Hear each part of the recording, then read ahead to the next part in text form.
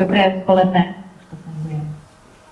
Děkuji za pozvání. Na rozdíl od naprosté většiny z vás, já nejsem odborník na vzdělávání, ač pedagogické vzdělání původně mám, ale primárně se věnuju tomu, aby biznis mohl vyrábět, dodávat zákazníkům, a vzdělávání je tedy jednou z těch cest, které k tomu vedou.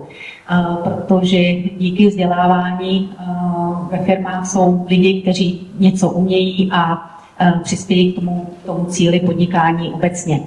Společnost, pro kterou pracuji, se jmenuje Career. Je to takové modré logo, ovál, trošku podobné Fordu, je to z konce vlastně 19. století, takže historická firma. Tady v Čechách máme dva právní subjekty a konkrétně máme tady v Praze v podstatě dvoje kanceláře, továrnu v Berouně, továrnu v Mýtě u Rokycan. Kromě výroby, centra sdílených služeb, máme také research and development.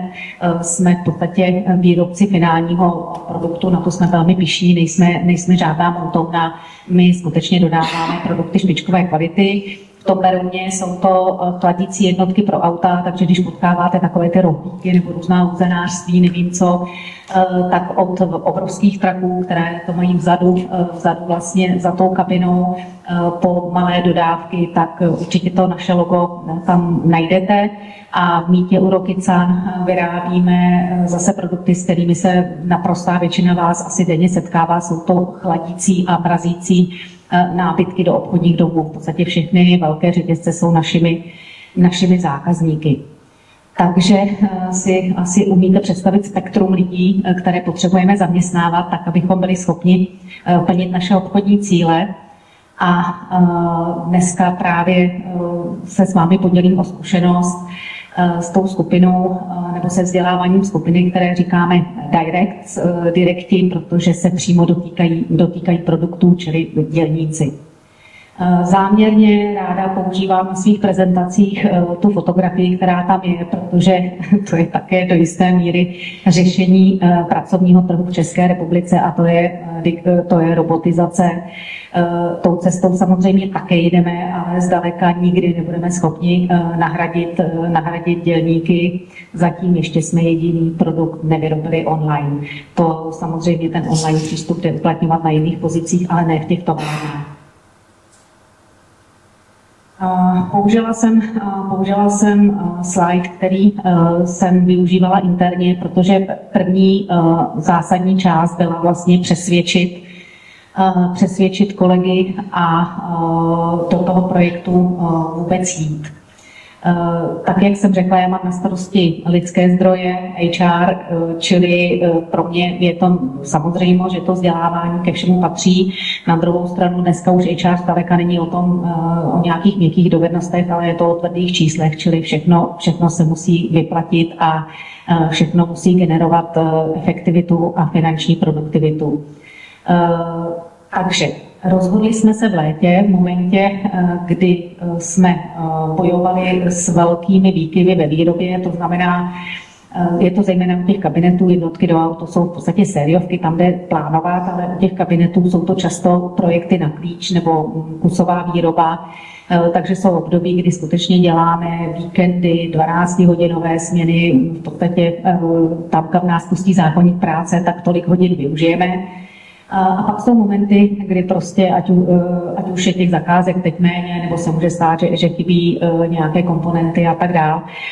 Takže té práce je méně. V létě to vypadalo, že budeme mít takové klidnější období a věděli jsme, že je ještě otevřený do letošního podzimu poves 2. Podařilo se v podstatě vysvětlit všechny ty principy. Nevím, nakolik je pro vás zajímavé. Většina z vás to pravděpodobně bude znát, za jakých podmínek poves fungoval. Nevím, jestli mám představovat, asi nemusím. To bylo samozřejmě dovnitř firmy pro nás naprosto klíčové a na to navazovaly finanční rozvahy. To, co nás nějakým způsobem samozřejmě limitovalo a co tu věc dělalo hodně náročnou, byl fakt, že jsme neuměli dělníky posílat po malých skupinkách a postupně je učit, ale my jsme potřebovali skutečně, abychom naplnili podmínku 40 hodin na jeden tréninkový program. My jsme tu fabriku museli prostě na týden zavřít a všechny ty lidi školit najednou. Také jsme věděli, že času moc nezbývá, řešili jsme to někdy v červenci, věděli jsme, že ideálně je potřeba to udělat v srpnu, tak aby se všemi detaily bylo doškoleno do října. A to, co je důležité, tak jak fungoval dříve POVE, že to byly nějaké odborné dovednosti, bylo dobré, že samozřejmě to bylo otevřené mnoha různým i těm měkkým dovednostem.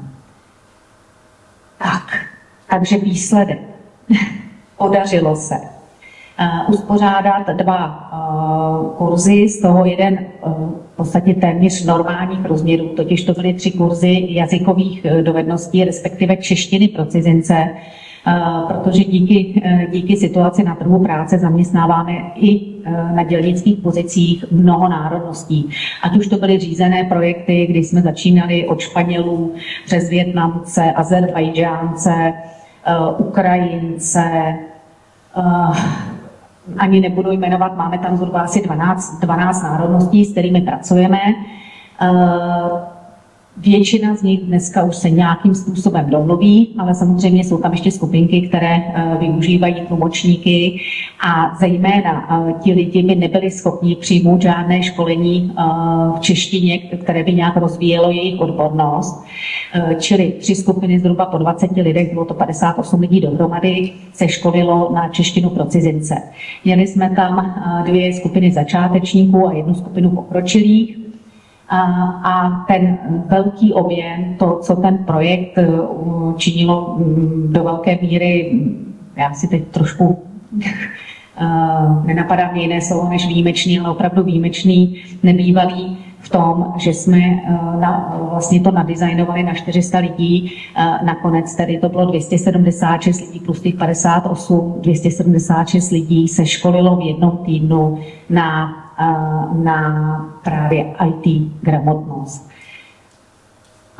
Ty digitální dovednosti byla základní dovednost, ono to souvisí i se strategií, kterou mám, protože tak, jak jsem říkala, robotizujeme, automatizujeme, digitalizujeme systémy, procesy ve všech možných oblastech, ale vždycky, pokud máme aplikovat nějaký HR proces online na dělníky, tak narážíme na to, říkáme, ale oni to prostě neumí, jednak nemají firemní počítač, jednak neumí zacházet s počítačem, řada z nich nemá ani chytrý telefon, takže po nich prostě nemůžeme chtít, aby si řešili některé věci online.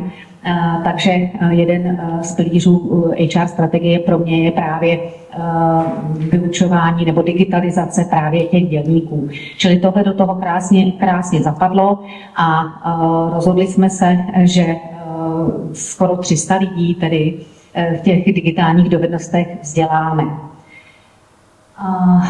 Otázka nastala v momentě, kam je dáme, jak je rozdělíme, jak seženeme odpovídající lektory, jak je nakrmíme během té doby a tak dál a tak dál. Takže po zvážení mnoha různých scénářů nakonec jsme se rozhodli, že ty digitální dovednosti uděláme přímo v továrně. Zjistili jsme, že nemáme třeba pokrytou celou halu původní pláže, uděláme nějaká hnízda, tam pro ně vytvoříme nějaké prostředí, tak to selhalo, protože celá hala není pokrytá Wi-Fi, takže jsme museli využít kancelářský trakt, který je naštěstí poměrně velký, zasedačky, které standardně jsou k dispozici, ale třeba jsme vystěhovali kolegy z různých týmů a z jejich kanceláří jsme udělali školící místnosti, nastěhovali jsme tam nábytek, aby nepoužívali nábytek těch lidí, kteří tam standardně pracují a tak dále. Takže se povedlo připravit 7 školících místností. Standardně jsme nechali lidi přijíždět ke 2 směnám, pracují na 3. A tak, abychom příliš nezasáhli do jejich životního rytmu. A nastala otázka, budou vůbec schopni dělníci, kteří jsou zvyklí pracovat od 6 do 2, do 10 a tak dál, schopni sedět v učebně a cokoliv se učit a prostě to přežít a něco si z toho dokonce i odnést. Podařila se vynikající věc díky dodavateli, díky spolupráci s Ministerstvem práce, sociálních věcí, díky spolupráci s Úřadem práce se podařila báječná věc, totiž, že ten model toho vzdělávání byl hybridní, čili dělníci seděli ve školicích místnostech od 8 do 2 a od 2 do 8 a měli domácí úkoly, dvouhodinový úkol, který vždycky museli vypracovat na další den. Probíhalo to samozřejmě od pondělí do pátku, tak jak jsem říkala, celý týden, čili pondělí až pátek a vždycky ty dvouhodinové úkoly. Otázka samozřejmě byla také, jestli budou schopni po 6 hodinách, kdy se budou školit, zaměstnávat hlavu tak, jak nejsou zvyklí, jestli budou schopni pak ještě odpoledne něco vytvářet a doplnit si ty domácí úkoly. Já to zkrátím.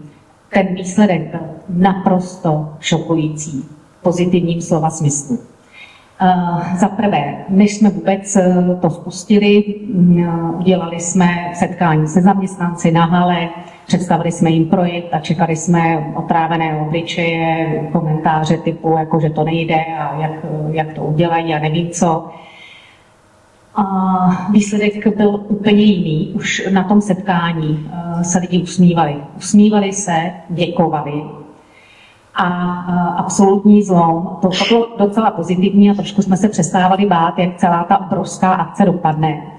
A naprostý zlom nastal vlastně po tom prvním školení, kdy jste najednou potkávali lidi, kteří se smáli, kteří se zkoušeli si různé věci, potkávali jsme tam dělníky, dělnice, kteří si tam s telefonem se učili videa, sestříhávání videa a tak dále.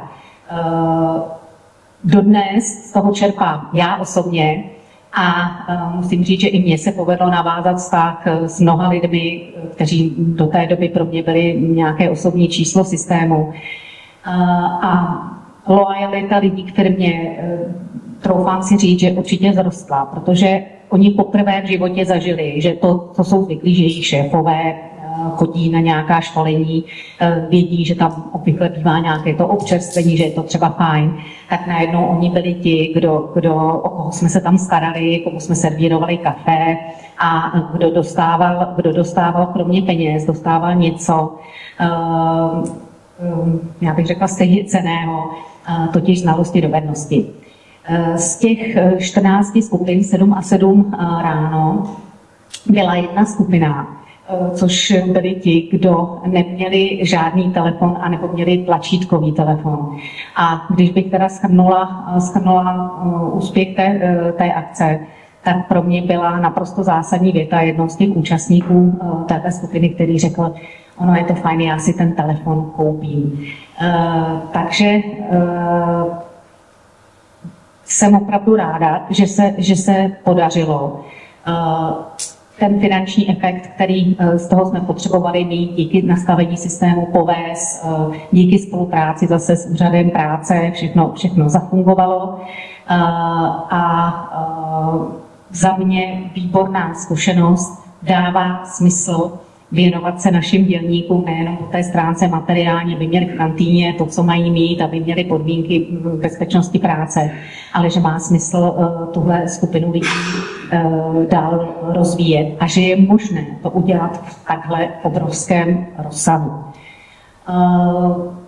Já tady mám popsané některé ty věci, já jsem o nich asi mluvila.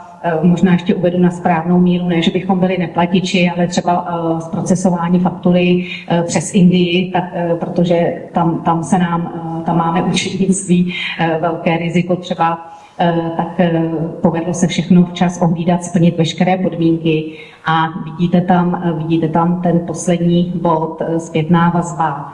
A oni neměli důvod nám dávat lepší zpětnou vazbu, než si mysleli. Zpětná vazba byla 1,5 na škále od 1 do 5, samozřejmě jednička to nejlepší. Takže tolik asi za mě. Vlastně ještě poslední slide, ale to už je jenom z nějaké naší interní komunikace, je to vlastně obrázek, jsou tam fotografie.